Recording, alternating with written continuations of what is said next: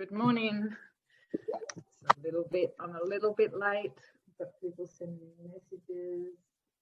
A little bit late. I went walking this morning, and you know when you're at somebody else's house, and because I'm on my road trip still, for anyone that's watching, I'm in Atherton in far north Queensland, it's about an hour and a half from Cairns, and you know when you're hanging with other people and you get chatting and the time just goes. So good morning, Del. Good morning, Aggie, Christine, Diane, Jackie. Lovely to have you on here.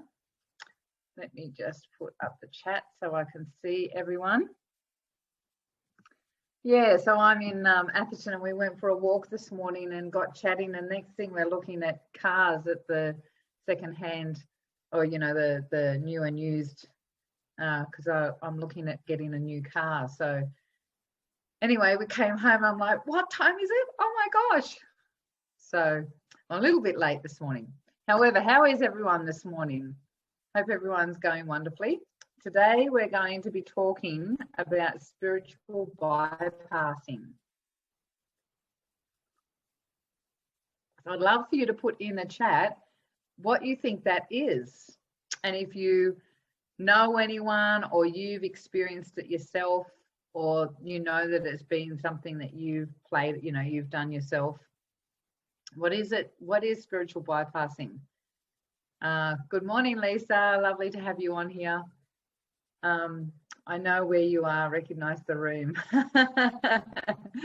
It's a little office downstairs from Janelle's house, my beautiful friend. So this is her office, and it's bigger than some of the Airbnbs that I was in. So it's lovely being here, nice and relaxed.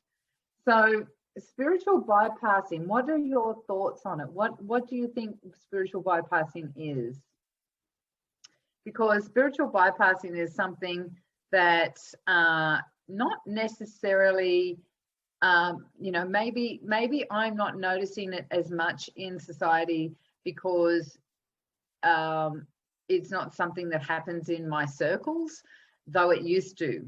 The people that I knew used to spiritual bypass all the time, and I'm sure that I've spiritually bypassed, you know, like the ego gets caught up in the way, and it's something that you don't even realize you're doing at first because you're defending yourself against somebody else, or you know, your beliefs or whatever, right? So spiritual bypassing is when you're making excuses about why something's happening for you, or you're not looking deeply into the shadow side of you, the things that are you want to send that again, Irene, because I actually didn't see that. Can you send that again? Irene just wrote something. Or maybe jump on here, Irene, so that I can see, because I think that was something that you am I in focus and everyone can hear me properly? Because I know that there was a little bit of challenge with that on the workshop on the weekend. So how is everyone here? Okay, awesome. Okay.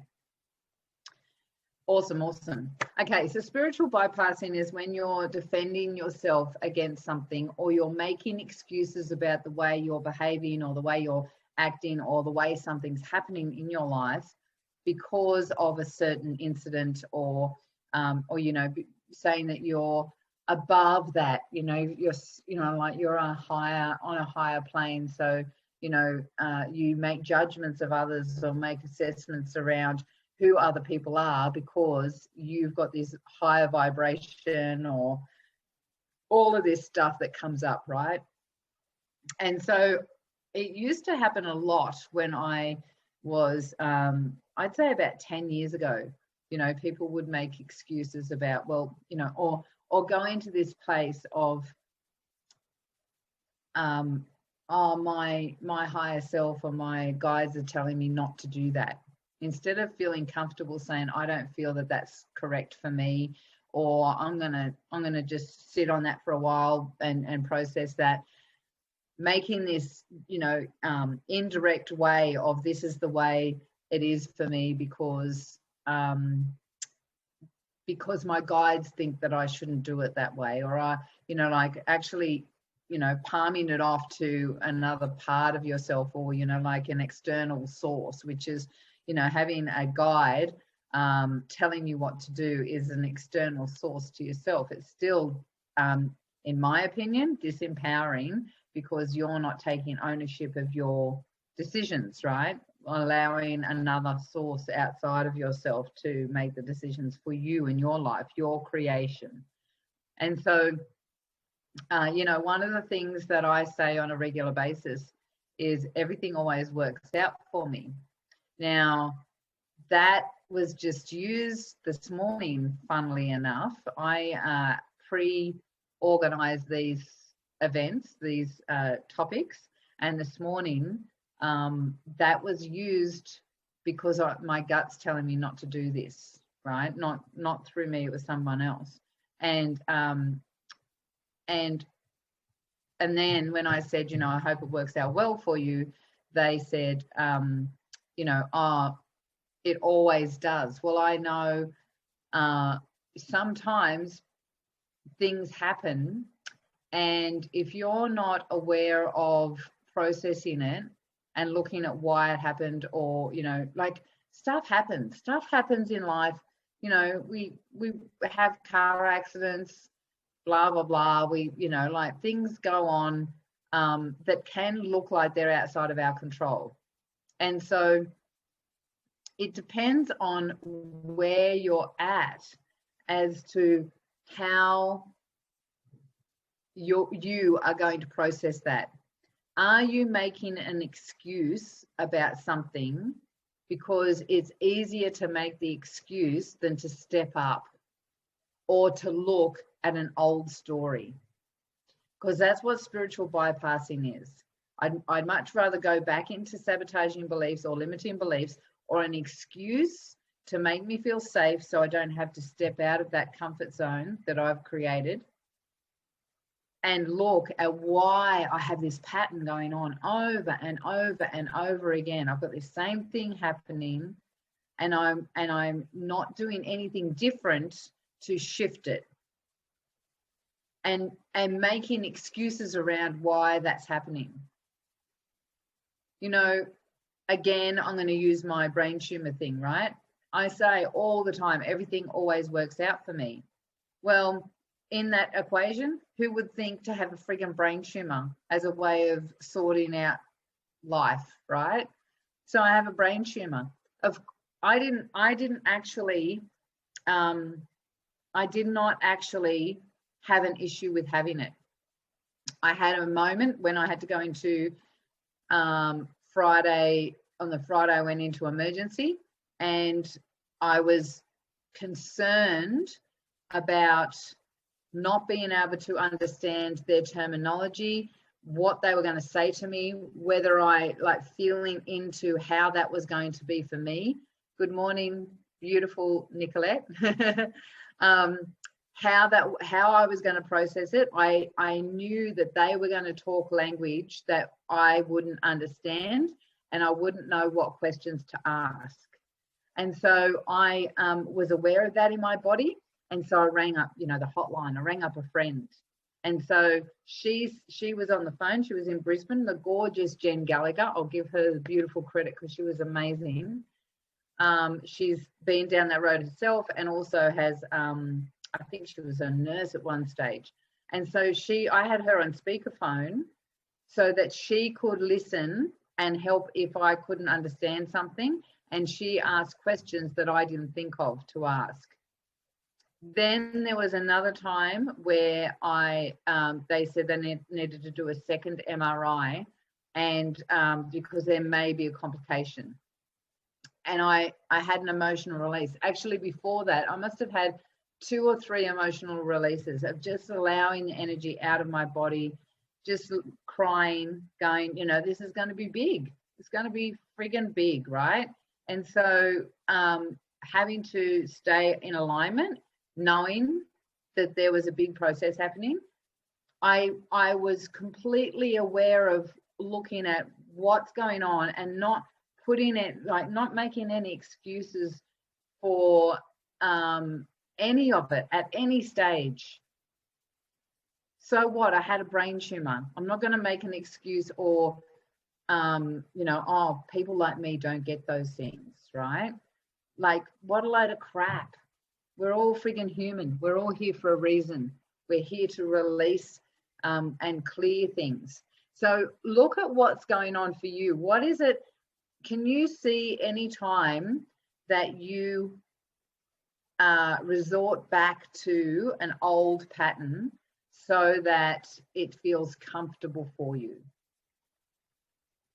I'm not going to do that because I know another event that just happened, and I've used this one again as well a couple of times, when I had something come up in a relationship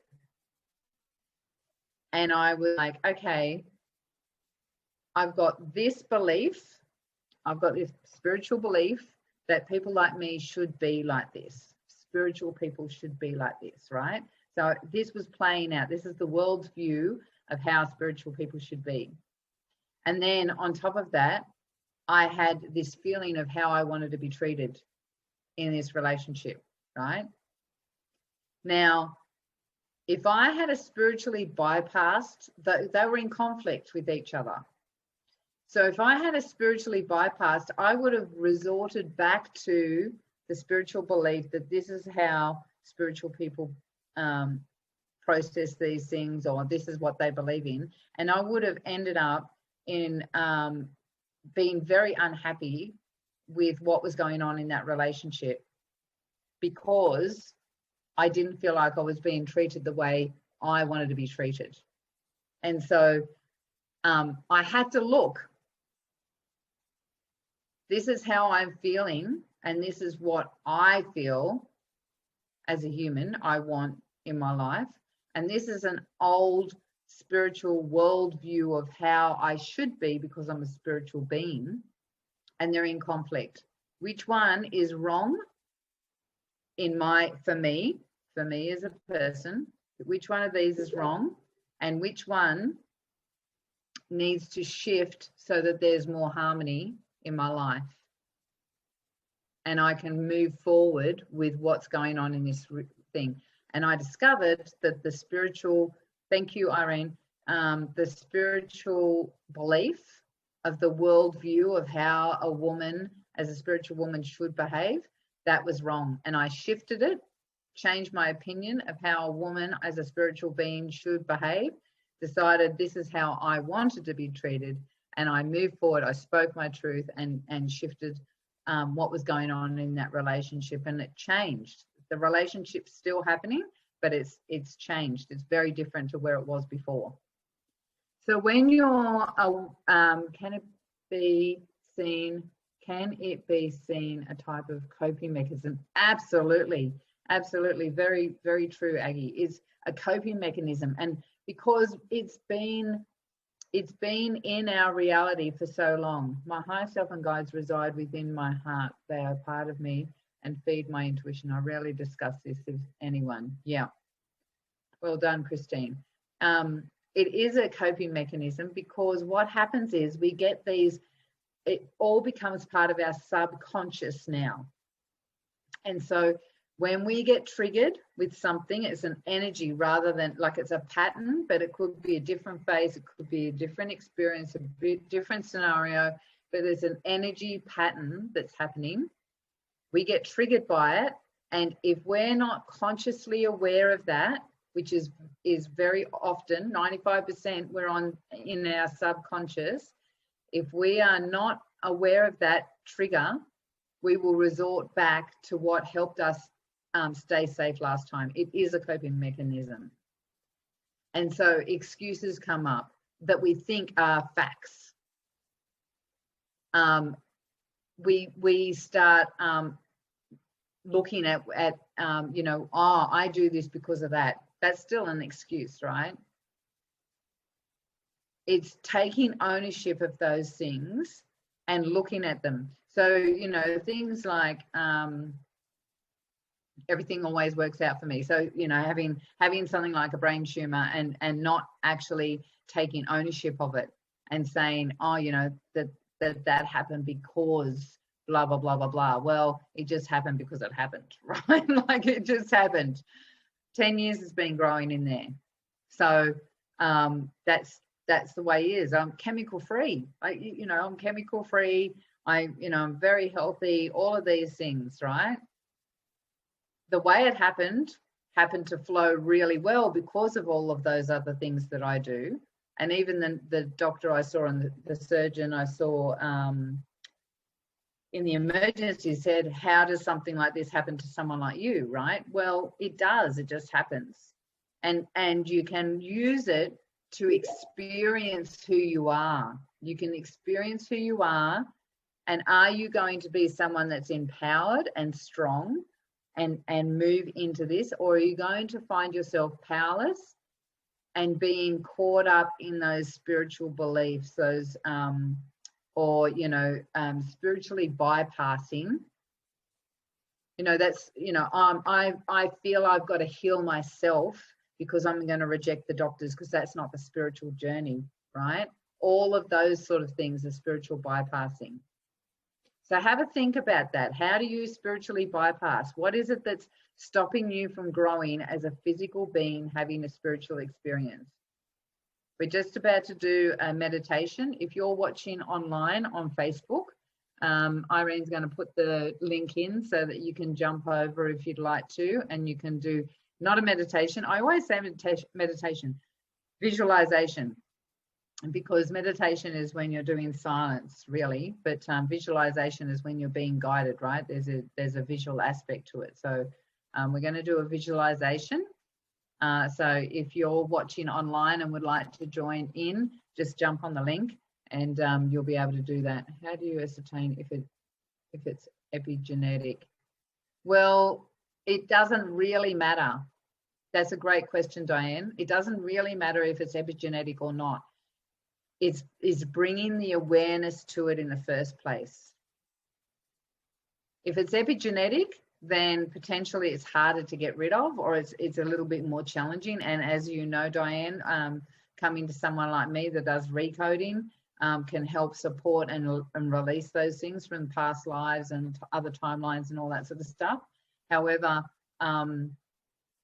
it's not even worrying if it's, like, in my opinion, it's not even going, well, this is epigenetic, or, this is a past generational history thing. This is where, this is from my childhood. Doesn't matter where it came from. What's important is going, there's something going on right now. I'm aware that that it's happening. I'm feeling it in my body as a resistance to this.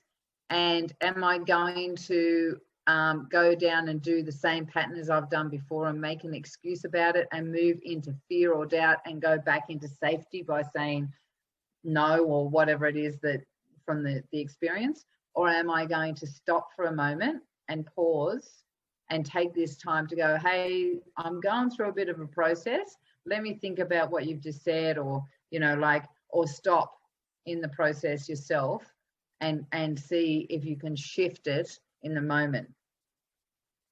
Just the awareness is good enough, really. Okay, ladies, I'm going to jump off Facebook. Thank you, everyone, for watching.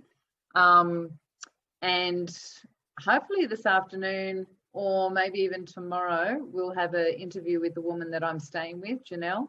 And she's an amazing psychologist. So be interesting conversation. We've been having some great conversations here. So take care. If you want to jump in for the visualization, you can. Well, I will see you next Monday. See ya. And I'm going to stop this recording.